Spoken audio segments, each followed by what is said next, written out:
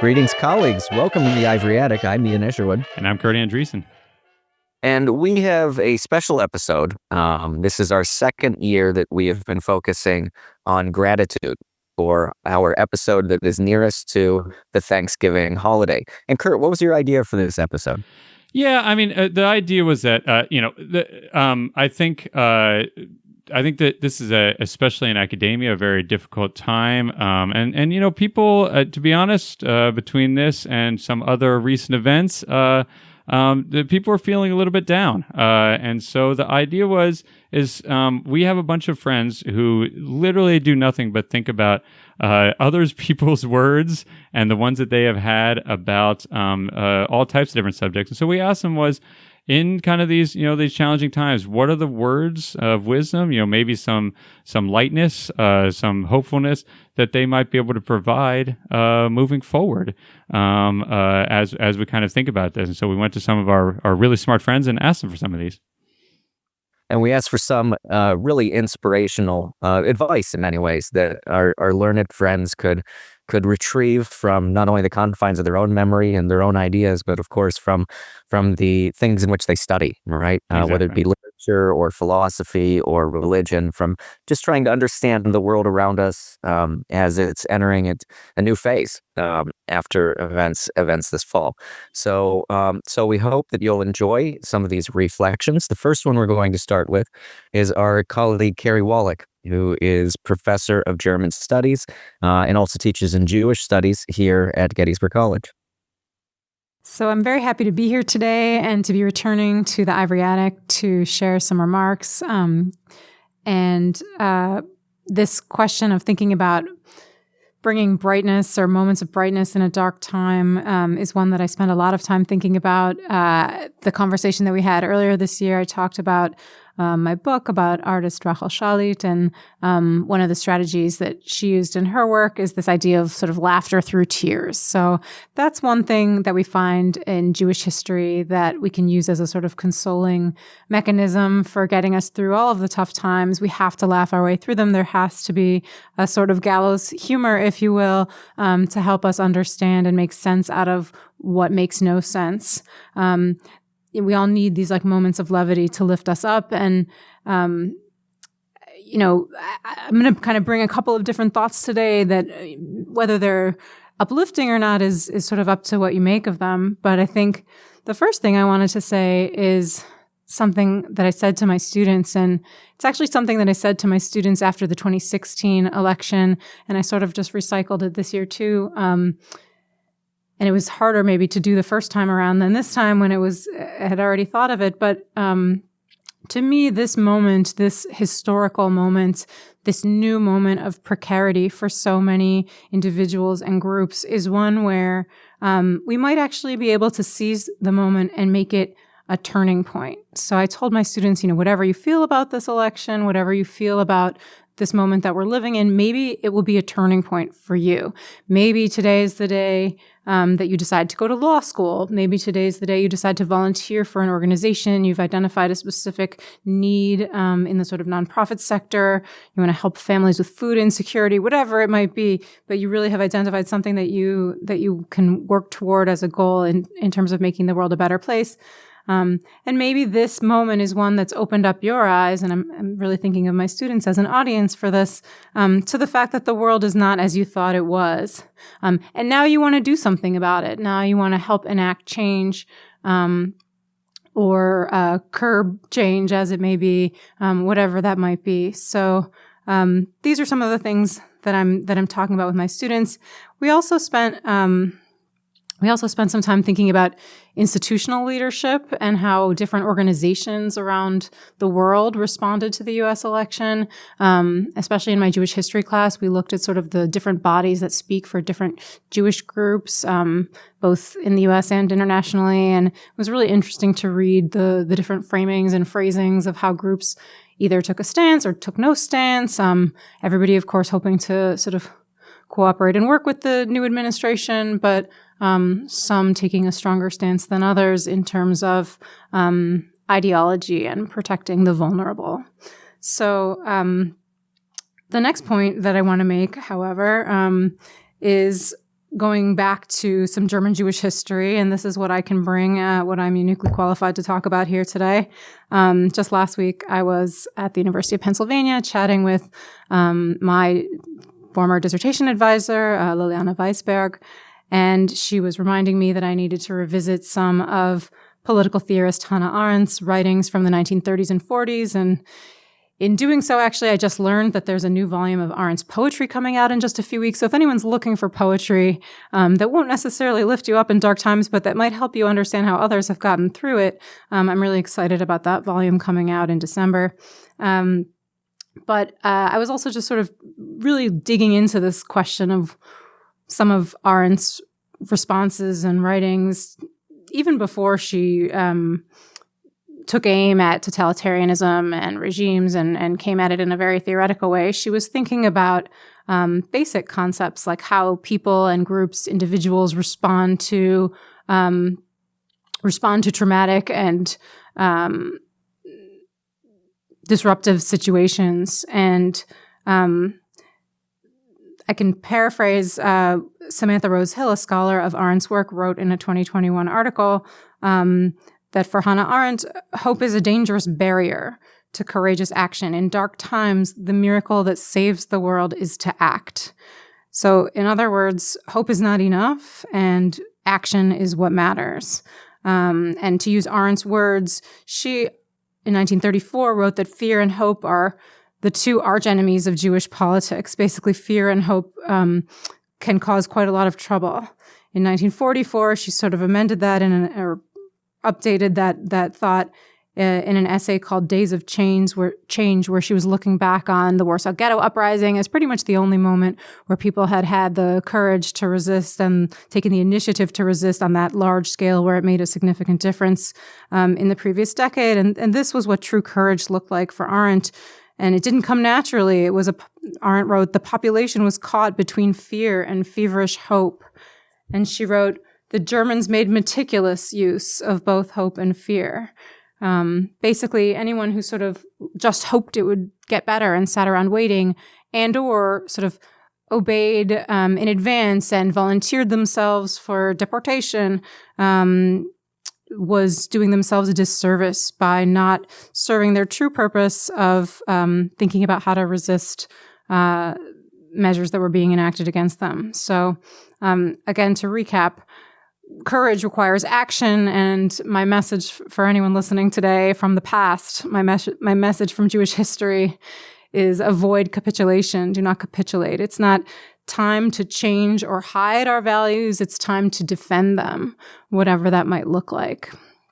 And this is where I come back to what I wanted to say about thinking through sort of how leaders of institutions, organizations, can really galvanize the members of those organizations or anyone kind of connected to them by offering words that help people find an outlet or a vessel for their courage, and thinking about what kind of work we all have to do now at this moment. I was really inspired by some words by the president of Wesleyan University, Michael Roth. This appeared in an email to the campus community on the morning of Wednesday, November 6th, and quite timely and appropriate. I want to read a couple of paragraphs from that email that I think say what I would like to say. And this also comes back to a topic I mentioned earlier this year, thinking about academic freedom and our ability to continue to work on subjects that interest us, no matter how contentious or controversial they might be, because that's the decision we choose to make in our work. So I'm going to quote Michael Roth now. The university will continue to defend academic freedom, which has allowed universities to create teaching environments free of official censorship or the soft despotism of pandering to commercial popularity. The classroom must remain a space for professors to share their professional expertise with students who could in turn explore ideas and methodologies without fear of imposed orthodoxies. The campus must strive to be the home of an ecosystem of genuine intellectual diversity, cultivating an environment in which people can pursue ideas and forms of expression without fear of retaliation has never been more important. The attacks on higher education, on democracy, on the rule of law threaten to sweep away freedoms that have been hard-won over the last 100 years. Education is a process through which people develop their capacities for exploration, collaboration, and creative endeavors. They learn to treat new ideas with curiosity and respect, even as they are also taught to critically evaluate these ideas. They learn skills that will be valued beyond the university and habits of mind and spirit that will help them flourish throughout their lives. They work to think for themselves so that they can be engaged citizens of a democracy rather than mere subjects of an authoritarian regime. That work has never been more important. End quote. So when I read this email by President Roth of Wesleyan University, I said to myself, this is what courage looks like, to put into words what we all need to do right now in terms of defending what we do in higher ed and how we think about what we do, the space we create in our classrooms, the space we create for open exchange of ideas. All of that sounds like really important work to me. So I'm not sure if this is exactly the sort of brightness in a dark time. It might not be so bright and shiny. But again, to underscore my main points, to all those who are listening, now is the time to find courage and to find new strategies and approaches to resistance, whatever that might look like. It's the time to speak and act, even if it feels much safer to be silent. So words, and action might be the brightness in the darkness in our future, if we have one. Thanks so much. That was Dr. Carrie Wallach of Gettysburg College, with really inspirational words there from Hannah Arendt, as well as her own inspirational words about liberal education. And Kurt, I was recalling the 20th century historian Marc Bloch, who was a French historian who was also Jewish. He was a World War I veteran.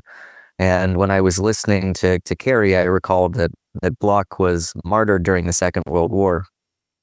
He was murdered by the Nazis, but he wrote a groundbreaking book on history and the importance of history. And there's a quote by Bloch that I rather like, which is that understanding, in all honesty, is a word pregnant with difficulties, but also with hope. And in Carrie's words, I was thinking about the idea of hopefulness and about our role as educators, which oftentimes is about trying to find those empathetic connections between people in the classroom that fundamentally are hopeful exchanges in which we're all trying to get at the bottom of a particular problem or further our human understanding. So really eloquent words from Carrie, and of course reminds us of the different connections and roles in which we play. Absolutely, and the need, I think, underscoring the need for courage, which I think is often obviously the hard part. All right. Well, next, I think on a similar vein, let's hear some words from Professor McKinley Melton, and who is now at Rhodes College, and let's hear what he had to say about the same subject. So this is McKinley Melton. I am calling in from Rhodes College in Memphis, Tennessee, where I am now the chair of Africana Studies. I really do appreciate the opportunity to weigh in on this particular podcast, as the call has gone out to really try to think about these words that are offering something of sustenance, some forms of fortification, and something akin to optimism in the wake of the past week and the constant news updates that are leaving many of us dismayed. And I do use the word dismayed very, very intentionally because I am dismayed and I am disappointed. I'm having difficulty in the idea that I should have somehow been surprised. And I do think, unfortunately, that this reality is not as surprising as it might be, were I not something of a student of history. And the reality is, the things that we are seeing, the things that we are watching, the things that we are witnessing and experiencing are not without precedent. They simply aren't. The fact that we are watching this man and his administration ride into power on a wave of misogyny, misogynoir, anti-immigrant rhetoric, just hateful speech that fans the flames of the very worst of who we are as a nation is not surprising because it's not new, it's not inventive, it's not original. There's nothing terribly creative about anything that we have witnessed over the last few months.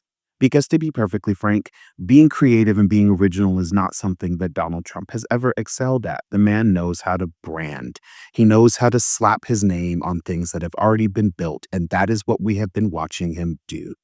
Slap his name on things that were already in existence long before he entered the picture. And so the reality for us is that if we are indeed going to respond to this moment, we have to be able to respond in a way that does not treat all of this as though it is brand spanking new, emerging out of the ether and representing something that we've never had to grapple with and we've never had to think about before. So, with all of that in mind, when invited to think about a particular passage or quote to share in this moment, I found myself doing what I often find myself doing, which surprised absolutely no one who knows me, is that I turned to the James Baldwin section of my bookshelf. I didn't have to turn far because I keep James Baldwin books fairly close at hand, in no small part because I recently gave a lecture on Baldwin as a part of this kind of year-long series of centennial celebratory events and occasions. And for this particular talk, which was kind of headlined as James Baldwin at 100 Years, I chose the subtitle Demanding the Impossible because I really wanted to pivot the talk around a particularly powerful section that comes near the close of James Baldwin's The Fire Next Time. And though it was, of course, published in 1963, these are words that I find particularly resonant now and particularly relevant as we are grappling with the aftermath of many of our fellow citizens' refusal to elect the first Black woman to ascend to the presidency and to instead usher back into power a man who has, quite frankly, proven not only unfit, but to be someone who delights in exposing the most toxic elements of the underbelly of what America is and who Americans are. And so with that in mind, there is this section from Baldwin's The Fire Next Time that I think is illustrative and instructive for us in this moment if we find ourselves willing to listen to what it is Baldwin tried to tell us so many years ago. So in The Fire Next Time, he writes, and I will quote here at length, "A bill is coming in that I fear America is not prepared to pay. The problem of the 20th century," wrote W.E.B. Du Bois around 60 years ago, "is the problem of a color line. A fearful and delicate problem which compromises when it does not corrupt all the American efforts to build a better world, here, there, or anywhere. It is for this reason that everything white Americans think they believe in must now be re-examined. What one would not like to see again is the consolidation of peoples on the basis of their color. But as long as we in the West place on color the value that we do, we make it impossible for the great unwashed to consolidate themselves according to any other principle. Color is not a human or a personal reality, it is a political reality. But this is a distinction so extremely hard to make that the West has not been able to make it yet. And at the center of this dreadful storm, this vast confusion, stand the Black people of this nation, who must now share the fate of a nation that has never accepted them, to which they were brought in chains. Well, if this is so, one has no choice but to do all in one's power to change that fate, and at no matter what risk, eviction, imprisonment, torture, death, for the sake of one's children, in order to minimize the bill that they must pay.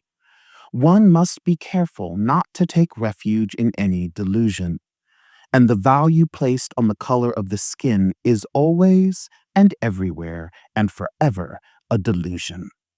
I know that what I am asking is impossible, but in our time, as in every time, the impossible is the least that one can demand. And one is, after all, emboldened by the spectacle of human history in general and American Negro history in particular, for it testifies to nothing less than the perpetual achievement of the impossible. I will read that last part one more time because I think it bears repeating. I know that what I am asking is impossible, but in our time, as in every time, the impossible is the least that one can demand. And one is, after all, emboldened by the spectacle of human history in general and American Negro history in particular, for it testifies to nothing less than the perpetual achievement of the impossible. He writes later, everything now we must assume is in our hands. We have no right to assume otherwise. If we, and now I mean the relatively conscious whites and the relatively conscious blacks, who must, like lovers, insist on or create the consciousness of the others, do not falter in our duty now, we may be able, handful that we are, to end the racial nightmare and achieve our country and change the history of the world. I know that what I am asking is impossible, but in our time, as in every time, the impossible is the least that one can demand. It is extremely difficult in this moment. Sorry, I'm back in my words now. I've left Baldwin's. It is extremely difficult in this time and in this moment to feel a sense of hope when we have been confronted once again with the reality of what many of our fellow Americans want and the vision that many of them have of this country and of the future that they desire. And it is a future that is, quite frankly, directly harmful to many of us. It's difficult to remain hopeful in the face of that. And while I can't offer something as, blithely inspirational as hopefulness, I do think that there's some power in in a charge. There's some power in a call to action that says, even when the task in front of us seems impossible or insurmountable, there's something necessary about demanding of ourselves that we seek the impossible. Because, as Baldwin reminds us, the spectacle of human history testifies to nothing less than the perpetual achievement of the impossible. And I just have to grapple with the reality that there was a time when no one could imagine the end of slavery. There was a time when no one could imagine that the Holocaust could be halted. There was a time when no one could imagine that women would have the right to vote. There was a time that no one could imagine so many of the things that we once took for granted as realities in our country. So as we are facing the loss of those securities that we had imagined to be guaranteed to us, we can't afford to look at this moment as though triumph over the forces that are coming for us all is impossible. And so with that, I will say that perhaps the words from Baldwin can lead the way towards something of value for us in this moment. Um, yeah, if this was enough to wet your whistle, I encourage you to pursue a bit more of his writing. And if you want to look for a place to start, think about The Fire Next Time, which is a brilliant meditation that is not only reflective of 1963, but is absolutely speaking truth in 2024. So thank you.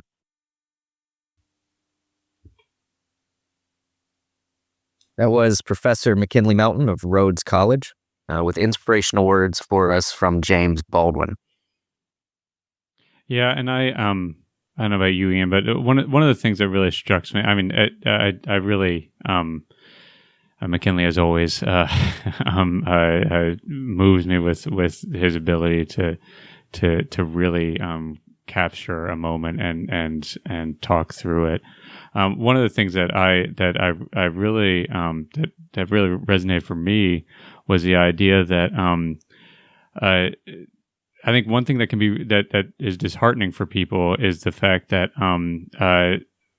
when maybe in the past they considered that their viewpoints were the majority, to now discover that it is not true, that they are in the minority, and I think that can be very troubling. I think, though, I think the words that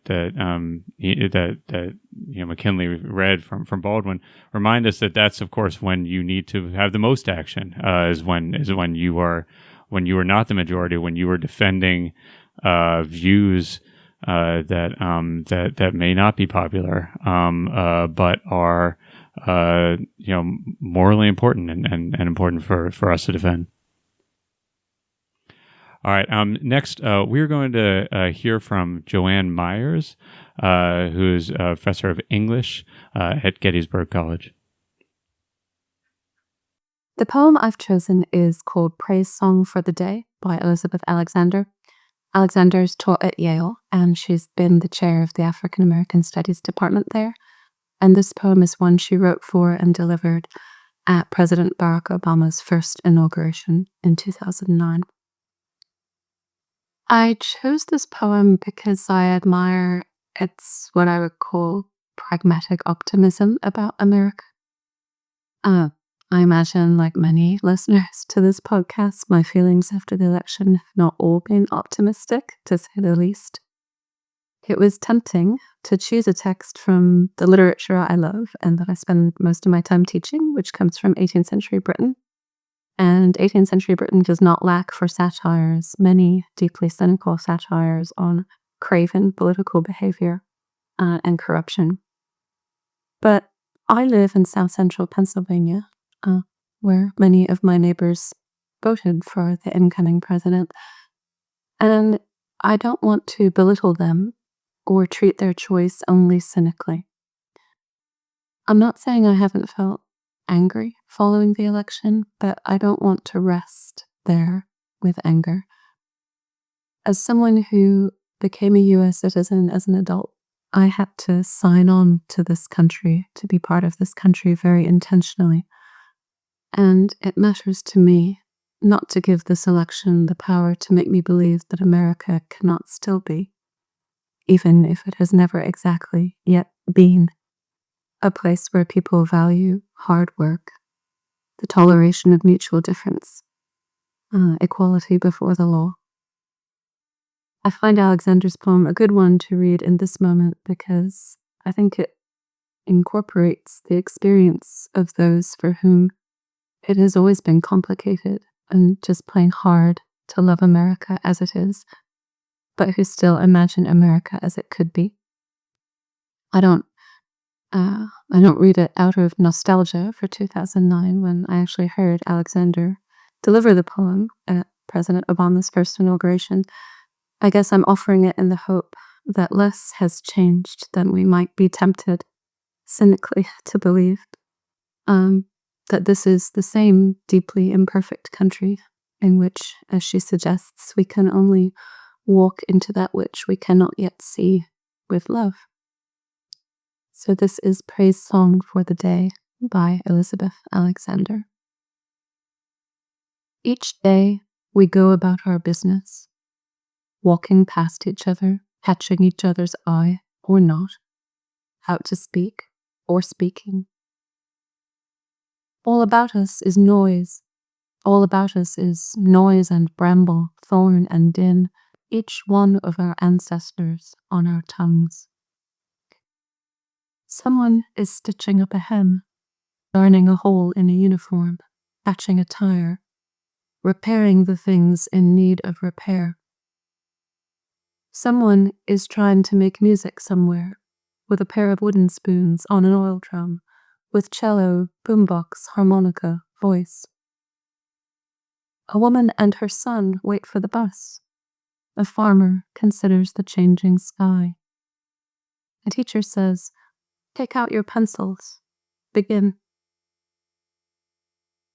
We encounter each other in words, spiny or smooth, whispered or declaimed, words to consider, reconsider. We cross dirt roads and highways that mark the will of someone and then others who said, "I need to see what's on the other side. I know there's something better down the road. We need to find a place where we are safe. We walk into that which we cannot yet see." Say it plain, that many have died for this bay. Sing the names of the dead who brought us here, who laid the train tracks, raised the bridges, picked the cotton and the lettuce, built brick by brick the glittering edifices they would then keep clean and work inside of. Praise song for struggle, praise song for the day. Praise song for every hand-lettered sign, the figuring it out at kitchen tables. Some live by love thy neighbor as thyself, others by first do no harm or take no more than you need. What if the mightiest word is love? Love beyond marital, filial, national. Love that casts a widening pool of light. Love with no need to preempt grievance. In today's sharp sparkle, this winter air, anything can be made, any sentence begun. On the brink, on the brim, on the cusp. Praise song for walking forward in that light.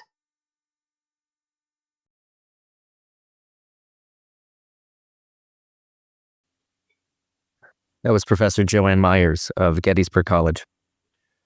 Next, we'll hear from Professor Ian Clark, who's the director of Hatter Planetarium and also happens to be a poet and a naturalist. So the poem that I brought in to read is by William Butler Yeats. It's called The Circus Animal's Desertion.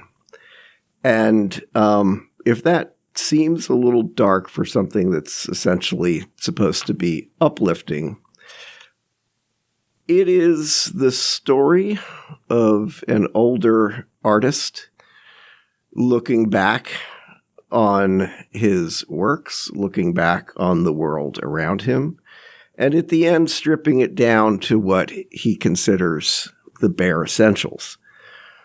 I find that provides a kind of grim hope. Maybe you will too. So here it is. William Butler Yeats, The Circus Animal's Desertion. I sought a theme and sought for it in vain. I sought it daily for 6 weeks or so. Maybe at last, being but a broken man, I must be satisfied with my heart. Although winter and summer till old age began, my circus animals were all on show. Those stilted boys, that burnished chariot, lion and woman, and Lord knows what. What can I but enumerate old themes? First, that sea rider, Oisin, led by the nose through 3 enchanted islands. Allegorical dreams, vain gaiety, vain battle, vain repose. Themes of the embittered heart, or so it seems, that might adorn old songs or courtly shows. But what cared I that set him on to ride, I, starved for the bosom of his fairy bride? And then a counter-truth filled out its play. The Countess Kathleen was the name I gave it. She, pity-crazed, had given her soul away, but masterful heaven had intervened to save it. I thought my dear must her own soul destroy, so did fanaticism and hate enslave it. And this brought forth a dream, and soon enough, this dream itself had all my thought and love. And when the fool and blind man stole the bread, Cuchulainn fought the ungovernable sea. Heart mysteries there, and yet when all is said, it was the dream itself enchanted me. Character isolated by a deed to engross the present and dominate memory. Players and painted stage took all my love, and not those things that they were emblems of. Those masterful images, because complete, grew pure in mind, but out of what began? A mound of refuse or the sweepings of a street, old kettles, old bottles, and a broken can, old iron, old bones, old rags, that raving slut who keeps the till. Now that my ladder's gone, I must lie down where all the ladders start, in the foul rag and bone shop of the heart. That was Professor Ian Clark of Gettysburg College with a reading of William Butler Yeats. Kurt, who do we have next? Unfortunately, we've run out of the good guests, so now we're going to give our own thoughts. So, I actually have two readings which I can do because it's my podcast. I actually really appreciated the all the thoughts people had about, and I in particular with the idea of finding ways towards action. My thoughts go in a different way, which is there are times when there is no action that can be taken. There are times when it is 11 o'clock at night and you're starting to fall asleep, and there is nothing left to do for the day that can better the world we're in for that day. And so to me, a lot of what I like to think about is what do we do in those moments? What do we do in those moments when there is no action to be taken at that moment? And I come to two different things, I come to two different bits of work that have helped me out. The first one is actually from the Handbook of Epictetus, who was, of course, the famous Stoic philosopher. Much like you, I've heard. Yeah, well, that's me to a T. But listen, I try to hold on to these quite things. the estate, right? I try to hold on to these things from time to time to see how it works. Sleeping on a pallet in the back room. Exactly. I will say, and this also, I like this because this actually, this does point to how important education can be. This actually was one of the first things that we read in my humanities class, my core humanities class, my first semester of my first year at Boston University, which I still have. I still have this book to the day. It's the same copy I had from them. The beginning, the Handbook of Epictetus says this: some things are up to us, and some are not up to us. Our opinions are up to us, and our impulses, desires, aversions, in short, whatever is our own doing. Our bodies are not up to us, nor our possessions or reputations or our public offices, or that is, whatever is not our own doing. The things that are up to us are by nature free, unhindered, and unimpeded. The things that are not up to us are weak, enslaved, hindered, not our own. So remember, if you think that things naturally enslaved are free, or that things not your own are your own, you will be thwarted, miserable, and upset, and will blame both gods and men. But if you think that only what is yours, and that what is not your own is, just as it is not your own, then no one will ever coerce you. No one will hinder you. No one will blame. You will blame no one. You will not accuse anyone. You will not do a single thing unwillingly. You will have no enemies, and no one will harm you, because you will not be harmed at all. I think it's important to realize there are things that we can change and there are things that we cannot change. and the idea of wanting things to be other than they are, I think, is a trap that we often fall into. Yeah, and one that costs people an awful lot in therapy. An enormous amount. And again, I don't want to, say that, like we can blithely just decide how we feel about things. But I often think about these things and think about what are the things that I can control, what are the things that I can affect, and what are the things that I cannot affect. And there are a lot of them that I cannot change. I also one of the things that my second reading, one of the things that I hear a lot of people say, and that always bothers me a little bit, is they say, well, listen, especially with references to, let's say, elections, they say, well, it's just 4 years. Let's just get through the 4 years and we'll get to the other side. And that always bothers me because, life is precious, and I think we should never be hoping away time.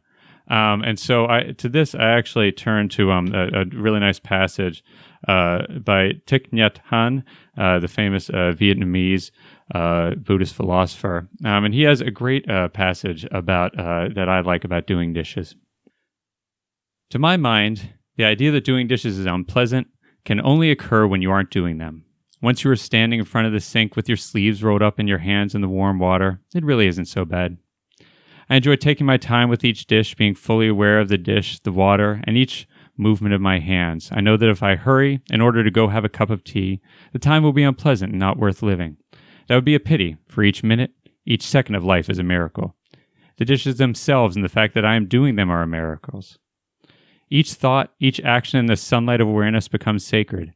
In this light, no boundary exists between the sacred and the profane. I must confess it takes me a bit longer to do the dishes, but I live fully in every moment and I am happy. Washing dishes is at the same time a means and an end. That is, not only do we do dishes to have clean dishes, we also do the dishes to live fully in each moment while washing them. If I am incapable of washing dishes joyfully, if I want to finish them quickly so I can go and have a cup of tea, I will be equally incapable of drinking the tea joyfully. With the cup of tea in my hands, I will be thinking about what to do next, and the fragrance and the flavor of the tea, together with the pleasure of drinking it, will be lost. I will always be dragged into the future, never able to live in the present moment. I think about this. Oh, wow. Does that speak to me? Yeah, I think about this a lot. No, it does. I mean, and right? Ian, right? There may be some bad times at times. There's a very good chance that future times will also have things that we don't like about them. History is filled with lots of positive times and lots of negative things. I've heard that. Yeah, I'm just telling you. So I know you don't read a lot. But so, I think the idea of making sure that we enjoy the pleasures that we can enjoy, and we enjoy the parts of life that we can at all moments, regardless of what the situation is, I think is really important to me. Yeah, and that's such a great example. As you know, we're in the UK this semester, and so my family is living in a small flat, and so our life has gotten very small. And I think we literally have 4 dinner plates, and so we're doing a lot of dishes. And and it's one of those things, though. I've been taking a little bit of extra time because I normally, for some reason, and just kind of using it, and I didn't even know about this piece, but I've been kind of using it as a time for just reflection. Yeah, exactly. Well, you're on your way to becoming a Buddhist monk, so there you go. Yeah, who knew, right? All right, Ian, I think you have something left to round us out. So, yeah, I do. And I wasn't going to do this, but then I felt a little guilty that I didn't have one or have anything that was inspirational. But I was judging. Yeah, well, sure. But one of the things that I fall back on is literature that gives me a sense of kind of hope, and but also touches upon the kind of aesthetics of my lifestyle. And so right after the election, I immediately went and I grabbed J.R.R. Tolkien's Lord of the Rings. And I started rereading Lord of the Rings. And as I was doing so, it's really easy with Lord of the Rings to fall into what I would consider the quote trap, where you grab kind of the most inspirational quotes from Gandalf or Theoden or from any of the great characters. And there are lots of inspirational quotes in the books that then are relayed by Peter Jackson.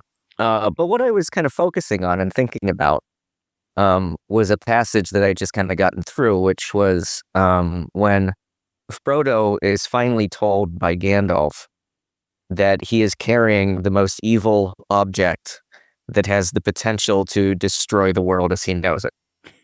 And I was thinking what that would be like to be told, right? Especially if you're somebody who's, kind of a small person who enjoys homely pleasures, and then all of a sudden, this wizard reveals to you something absolutely horrible, right? So you get just terrible news. And there's this one section in which right after Gandalf explains to Frodo, and he kind of like gaslights him, actually, because Frodo's like Frodo's asking like these really good questions, like, where did it come from? What should Why I do I have do? to- Yeah. What should I do? And like Gandalf's like, what do you mean you haven't figured this out? And it's like putting like the emotional burden back on Frodo. So it's kind of, he comes across as kind of bad, but then not Frodo, but Gandalf. But so then I was like, well, okay. So when it kind of dawns on him was when Frodo says to him, okay, he explains to him the origin of the ring and what it is and all of that stuff and about Gollum and all this stuff. And then Gandalf says, "And now," said the wizard, turning back to Frodo, "the decision lies with you, but I will always help you." He laid his hand on Frodo's shoulder. "But I will help you bear this burden, as long as it is yours to bear. But we must do something. The enemy is moving." Think about that. The enemy is moving. Just how treacherous that is. The Hobbit doesn't know anything of the enemy, right? He doesn't have any conception of evil zombie kings that are coming after him or anything like that. But Gandalf springs on him. The enemy is Yeah, it's moving. moving, You yeah. need to make up your mind. So then, there was a long silence. Gandalf sat down again and puffed his pipe, lost in thought. His eyes seemed closed, but under the lids he was watching Frodo intently. Frodo gazed fixedly at the red embers of the hearth until they filled all his vision, and he seemed to be looking down into profound wells of fire. He was thinking of the fabled cracks of doom and the terror of the fiery mountain. "Well," said Gandalf at length, "what are you thinking about? Have you decided what to do?" He's given him like 5 minutes, by the way. Yeah, right. Yeah. Huh, yeah. "No," answered Frodo. Again, rationally. "No," answered Frodo, coming back to himself out of darkness, and finding to his surprise that it was not dark, and that out the window he could see the sunlit garden. "Or perhaps, yes," said Frodo. "As far as I understand what you've said, I suppose I must keep the ring and guard it, at least for the present, whatever it may do to me." "Whatever it may do, it will be slow to evil if you keep it with that purpose," said Gandalf. "I hope so," said Frodo. "But I hope that you may find some other better keeper soon. But in the meanwhile, it seems I am a danger to all that live near me, and I cannot keep the ring and stay here. I ought to leave Bag Gant, to leave the Shire, leave anything, and go away." "I should like to save the Shire if I could," said Gandalf, "though there have been times when I thought the inhabitants too stupid and too dull for words, and have felt that an earthquake or an invasion of dragons might be good for them, but I don't feel like that now. I feel as long as the Shire lies behind safe and comfortable, I shall find wandering more bearable. Of course," and this is Frodo, "I have sometimes thought of going away. But I imagine that as a kind of holiday, a series of adventures like Bilbo's, or better, ending in peace. But this would mean exile, a flight from danger into danger, drawing it after me, and I suppose I must go alone. If I am able to do that, and save the Shire, but I feel very small, and very uprooted, and, well, desperate. The enemy is so strong and terrible." He did not tell Gandalf, but he was speaking a great desire to follow Bilbo flamed up in his heart, to follow Bilbo and even perhaps to find him again. It was so strong that it overcame his fear. He could not almost have run out there and then down the road without his hat, as Bilbo had done on that similar morning long ago. And what I love about this piece, Kurt, is the ordinariness of all of his reaction to that. That he's just been given the worst news that a person could possibly be given about what his quest and his task is to do. That he has to guard this evil object which will slowly poison and kill him. But then he steps up in the moment. Yeah. And he realizes that in order to save his people and in order to save all of Middle Earth, he needs to do it. Yeah. So it got me thinking of, I know it seems kind of weird quoting Lord of the Rings after such eloquent people coming forward and quoting Small Hobbit.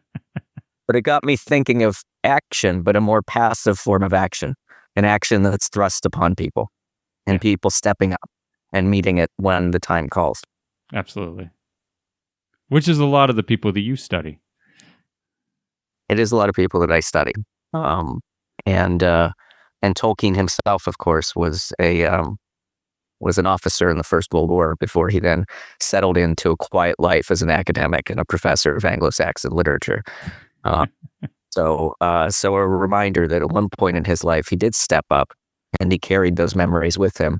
And later, of course, they influenced the rest of his work. Right.